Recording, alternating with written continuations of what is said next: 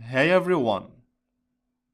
In this lecture, let's start creating our Ubuntu machine on Amazon Web Services. Just open AWS and sign in to your account. I will not cover creating the account process, it's very simple. I don't want to waste time creating my account in Amazon.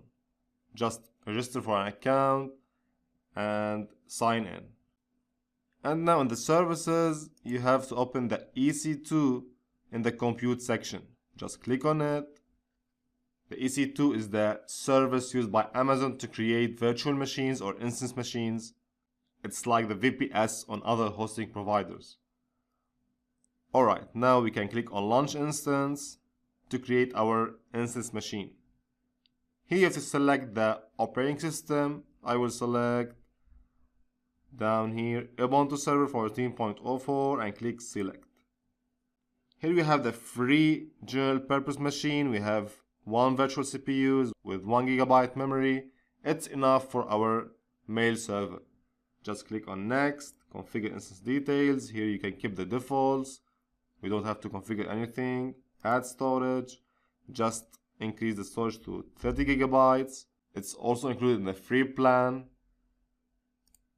Now we don't have to add any tag. And now let's configure the security group. This section is very important since you have to open all the ports needed by your SMTP or your mail server in order to work normally. The SSH port is used to connect and configure your instance machine or your Ubuntu machine. Now I will add all the ports needed by my mail server. I will put a list of these ports in the resources of this lecture. You can check out if you want. I will click add port or add rule now. I will select the SMTP and select the source from anywhere. Now I select DNS also, DNS TCP.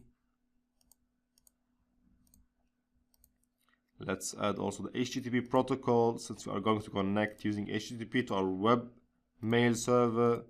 I will add POP3. Also I will add IMAP. POP3 and IMAP are protocols for the mail client. I will add the HTTPS protocol since I will install a TLS certificate and we need the HTTPS protocol to secure our website. I will add the SMTPS also, which is a secure SMTP. I will add the POP3S also and the IMAP-S protocols. Of course, we may not use all these ports in this course, but I am mentioning all the ports you may need to configure your mail server. So it's up to your architecture, to your needs. You may not install HTTPS or secure certificates, so you will not need this port opened. So it's up to you to open the ports.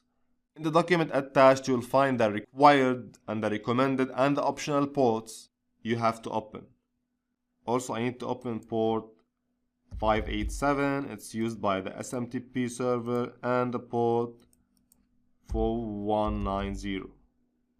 Alright. That's enough for now. Just click on Review and Launch. And we are ready. Click Launch.